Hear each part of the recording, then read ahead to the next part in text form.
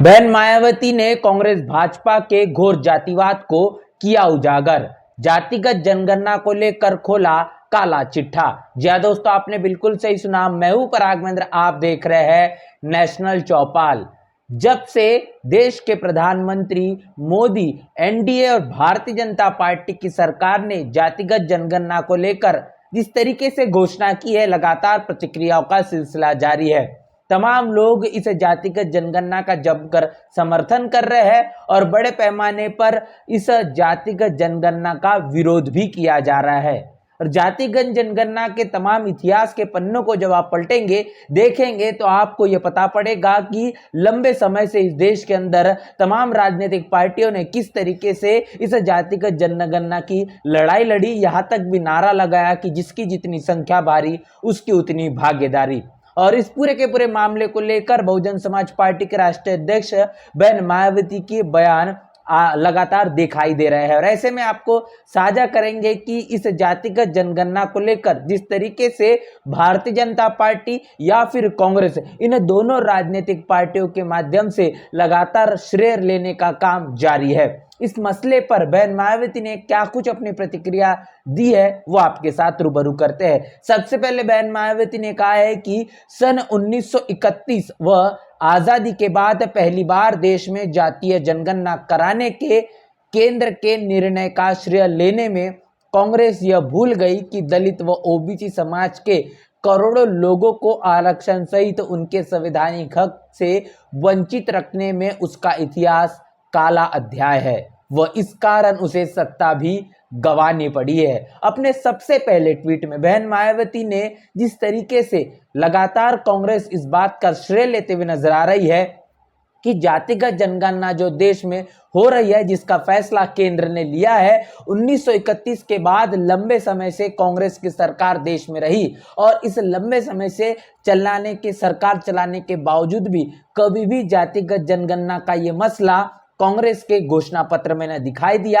या फिर कांग्रेस ने हमेशा से जातिगत जनगणना के मुद्दे को दरकिनार करने का काम किया। और इसीलिए अब उसके काले इतिहास को भी, उस अध्याय को भी याद करना होगा और इससे बहुजन समाज को सावधान रहना होगा। ये बात कहीं ना कहीं अब बहुजन समाज को सचेत करते बहन मायावती ने कही है। खासतौर पर ओबीसी तबके को अपने पाले में लेने के लिए हमेशा कांग्रेस ये जद्दोजहद करते हुए दिखाई दी है कि इस जातिगत जनगणना वाले फैसले को दरकिनार किया जाए। लेकिन जब जब भी चुनाव नजदीक आता है, कांग्रेस के माध्यम से देखा जाता है कि इस जातिगत जनगणना वाले मुद्दे को हमेशा कांग्रेस लगातार अपने तमाम बड़े बड़े मंचों से दोहराते हुए नजर आती है। तो यही बात बहन मायावती ने अपने पहले ट्वीट में कही है कि कांग्रेस की सरकार इस देश के अंदर लंबे समय से रही, लेकिन कभी भी दलितों, आदिवासियों, पिछड़ों को, इस तमाम करोड़ों लोगों को आरक्षण के सहित उनके जो संवैधानिक अधिकार देने का काम अब तक बड़े पैमाने पर हो जाना चाहिए था, लेकिन ऐसा कांग्रेस ने अपने समय में बिल्कुल भी नहीं किया। और इस कारण एक ऐसा भी समय देखने को मिला कि कांग्रेस को इस सत्ता को गंवाना भी पड़ा। आखिर इसके पीछे की क्या कुछ सच्चाई है, वो आखिर में आपको जरूर साझा करेंगे। अपने अगले ट्वीट में बहन मायावती ने कहा है कि किंतु सत्ता विहीन होने के बाद कांग्रेस नेतृत्व का खासकर दलित व ओबीसी समाज के प्रति नया उभरा प्रेम विश्वास से परे इन वर्गों के वोटों के स्वार्थ की खातिर छलावा की अवसरवादी राजनीति, वैसे भी आरक्षण को निष्क्रिय बनाकर अंततः इसको खत्म करने की इनकी नापाक मंशा को कौन भूल सकता है। तो यहां पर बहन मायावती ने फिर एक बार कांग्रेस के उस दलित विरोधी, आरक्षण विरोधी चेहरे को जगजाहिर कर दिया है, जिन्होंने कहा है कि सत्ताविहीन इस वक्त कांग्रेस है और जिसके कारण अब कांग्रेस के नेतृत्व, बात करेंगे राहुल गांधी की। आपने लोकसभा चुनाव देखा, लोकसभा चुनाव में कांग्रेस ने बड़े मजबूती से अपने मंचों से नारे लगाए कि हम भारत के संविधान को बचाएंगे, हम आरक्षण को लागू करेंगे, हम जातिगत जनगणना करवाएंगे। बार बार इस बातों को दोहराने का काम राहुल गांधी के जरिए किया किया गया, क्योंकि सत्ता में वापसी करने की लालसा लगातार कांग्रेस के अंदर दिखाई दे रही थी। इसमें इंडिया गठबंधन बनाने की भी बड़ी कोशिश हुई, लेकिन समय के चलते बात बिल्कुल बहन मायावती ने सही कही थी कि जैसे जैसे समय लोकसभा चुनाव का नजदीक आएगा, ये जो गठबंधन इंडिया गठबंधन बना है, ये अपने अपने स्वार्थ के नजरिए से टूटता हुआ दिखाई देगा। और वास्तविकता में भी वही देखने को मिला। और यही बात बहन मायावती ने दिखाई है,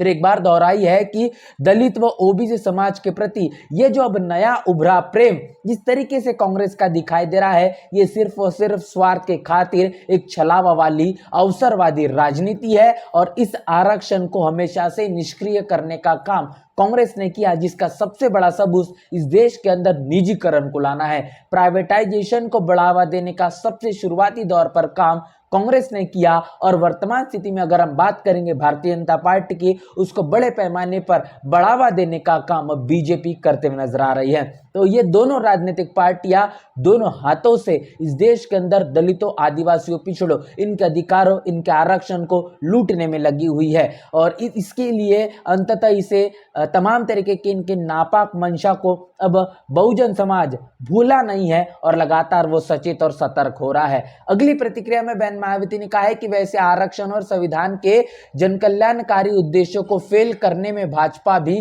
कांग्रेस से कम नहीं, बल्कि दोनों एक ही थाली के चट्टे बट्टे हैं। किंतु वोटों के स्वार्थ व सत्ता के मोह के कारण भाजपा को भी जातीय जनगणना की जन आकांक्षा के आगे झुकना पड़ा, जिसका स्वागत। जिस तरीके से कांग्रेस की मंशा कभी भी इस देश के अंदर जातिगत जनगणना करवाने की थी, अगर संविधान के मुताबिक बात करेंगे 340 ओबीसी के लिए लिखी कलम, 341 शेड्यूल कास्ट के लिए लिखी कलम और 342 आदिवासी शेड्यूल ट्राइब के लिए लिखी कलम जिस मुताबिक लागू होनी चाहिए थी, कभी भी मंडल आयोग हो या फिर काका कालेलकर आयोग हो, तमाम आयोगों की जो रिपोर्ट आई उसको कचरे की टोकरी में डालने का काम हमेशा से ही कांग्रेस ने किया, नजरअंदाज इस मुद्दे को किया। और यहाँ तक कि इस मसले पर जब वीपी सिंह की सरकार से समर्थन वापस लेने का काम भी भारतीय जनता पार्टी की सरकार के माध्यम से देखा गया और भारतीय जनता पार्टी के जरिए हुआ। और उसके बाद इस समर्थन को निकालने के बाद जो वीपी सिंह को अपनी सरकार बनानी थी, उस दौरान बहुजन समाज पार्टी के तमाम सांसदों के जरिए जो समर्थन दिया गया, जिसमें शर्तें रखी गई कि ओबीसी की जातिगत जनगणना हो, उनको उनके संख्या के मुताबिक आरक्षण देने की बात हो। लेकिन वीपी सिंह जो है वो 50%, 52% जो आरक्षण तो नहीं देने के लिए राजी हो पाए, लेकिन निश्चित रूप से 27% आरक्षण देने के लिए वो राजी हो जाते हैं। और उसके बाद आज वर्तमान स्थिति में जो ओबीसी तबके को 27% रिजर्वेशन दिखाई पड़ता है, वो बहुजन समाज पार्टी के वीपी सिंह की सरकार को दिए समर्थन के कारण ही दिखाई देता है। तो ये सबसे बड़ा इतिहास है जिसको लगातार इस देश की मनुवादी जातिवादी मीडिया ने छुपाया है और तमाम राजनीतिक पार्टियों ने हमेशा से आरक्षण और भागीदारी वाले मसले को लेकर श्रेय लेने का काम किया है। और इसीलिए अब ये मुद्दा जग जाहिर हो चुका है। लगातार देश के अंदर जातिगत जनगणना का मसला समय के मुताबिक अब तुल पकड़ चुका है। बिहार में आपने देखा किस तरीके से जातिगत जनगणना का मुद्दा ये व्यापक बना। और इतना ही नहीं तो इसी मुद्दे को लेकर बड़े पैमाने पर राजनीति गरमाई हुई भी दिखाई दी। बिहार में विधानसभा के चुनाव है, इन्हें तमाम राजनीतिक चुनाव के मद्देनजर रखते हुए अब भारतीय जनता पार्टी को कहीं न कहीं अपने कैडर वोटर से और तमाम अपनी विचारधारा से अलग थलग होते हुए जातिगत जनगणना कराने का ये फैसला लेना पड़ा है, जो कि ये फैसला सिर्फ और सिर्फ जनगणना नहीं, तो ये सबसे ज्यादा अब जन लोकप्रिय सबसे बड़ा मुद्दा बन चुका है और जिसका स्वागत भी बहन मायावती ने किया है। अपनी अगली प्रतिक्रिया में बहन मायावती ने कहा है कि साथ ही संविधान निर्माता बाबा साहब डॉक्टर भीमराव अंबेडकर को भारत रत्न से सम्मानित करने से लेकर तो धारा 340 के तहत ओबीसी को आरक्षण देने जैसे अनेकों मामलों में कांग्रेस और भाजपा का रवैया जातिवादी व द्वेषपूर्ण रहा है, किंतु इनके वोट की राजनीति के खेल निराले है, लोग सावधान रहे। तो आप देख पा रहे हैं कि बहन मायावती ने फिर एक बार उस तमाम इतिहास इतिहास के पन्नों को पलटकर जग जाहिर कर दिया है कि कांग्रेस का जातिवादी, घोर जातिवादी किस तरीके से रवैया रहा है। जब बाबा साहब इस देश के अंदर 340 के ओबीसी की कलम को लागू करना चाहते थे, ओबीसी की जातिगत जनगणना करवाना चाहते थे, लेकिन नेहरू की कांग्रेस की सरकार इसके लिए कतई भी राजी नहीं होती। बाबा साहब को मजबूरन तौर पर कानून मंत्री पद का इस्तीफा देना पड़ता है। हिंदू कोड बिल बाबा साहब लागू करना चाहते हैं, लेकिन उसके लिए भी नेहरू की कांग्रेस की सरकार राजी नहीं होती। बाबा साहब के देहांत के बाद उनको भारत रत्न तमाम तरीके के लोगों को मिलता है, लेकिन बाबा साहब जिन्होंने इस देश का संविधान लिखा, ऐसे भारत रत्न, ऐसे विश्व रत्न डॉक्टर बाबा साहब अम्बेडकर को भारत रत्न देने का काम नेहरू की कांग्रेस की सरकार ने नहीं किया। और इतना ही नहीं तो उनके मरणोपरांत तकरीबन 34 से 35 वर्षों के बाद बाबा साहब को भारत रत्न मिलता है। तो इस तरीके से बाबा साहब को जीते जी तो सम्मान तो छोड़िए, उनके देहांत के बाद भी सही मायने में जो उनको सम्मान देना चाहिए था वो भी कांग्रेस ने नहीं दिया। और आज बाबा साहब के संविधान को बचाने की, आरक्षण को लागू करने की और जातिगत जनगणना करवाने की श्रेय लेने में सबसे अव्वल नंबर पर कांग्रेस नजर आती है। इसके साथ साथ भारतीय जनता पार्टी भी अब श्रेय लेने में किसी भी तरह से कमतर नहीं दिखाई पड़ रही। ये दोनों राजनीतिक पार्टियां फिर एक बार अपने वोटों को बटोरने के लिए, खासतौर पर ओबीसी तबके को अपने पाले में लेने के लिए जातिगत जनगणना करवाने के इस फैसले का पूरा श्रेय खुद लेना चाहते हैं। लेकिन जनता अब समझ चुकी है और देश इन तमाम तरीके के इनके छलावों से अब रूबरू हो चुका है। और इसी मसले को लेकर बहन मायावती ने यह कहा है कि भाजपा का ये जो रवैया है वो हमेशा से ही दलितों, आदिवासियों, पिछड़ों, बहुजन समाज के लिए, इस देश की 90% आबादी के लिए हमेशा से ही आपको देखने को मिलता है जातिवादी ही और द्वेषपूर्ण होता है। लेकिन इनके इस वोटों वाले राजनीति के निराले खेल को जनता समझ चुकी है और उनको सावधान रहने की भी बड़ी अपील बहन मायावती ने की है। इस पूरे के पूरे मसले को लेकर जिस तरीके से कांग्रेस और भारतीय जनता पार्टी के घोर जातिवादी चेहरे को जग जाहिर किया है, इसके साथ साथ जातिगत जनगणना करवाने के इस फैसले को लेकर भारतीय जनता पार्टी और कांग्रेस के माध्यम से जो श्रेय लिया जा रहा है, इसके पीछे की क्या सच्चाई है, यह भी आपके साथ रूबरू करिए। इन तमाम चर्चा को लेकर, पूरी बातचीत को लेकर, बहन मायावती के जरिए दी गई प्रतिक्रिया को लेकर आपकी क्या राय है, लिखकर कमेंट बॉक्स में जरूर बताएं। बने रहे नेशनल चौपाल के साथ, मिलते हैं वीडियो में, तब तक के लिए जय भीम, जय भारत।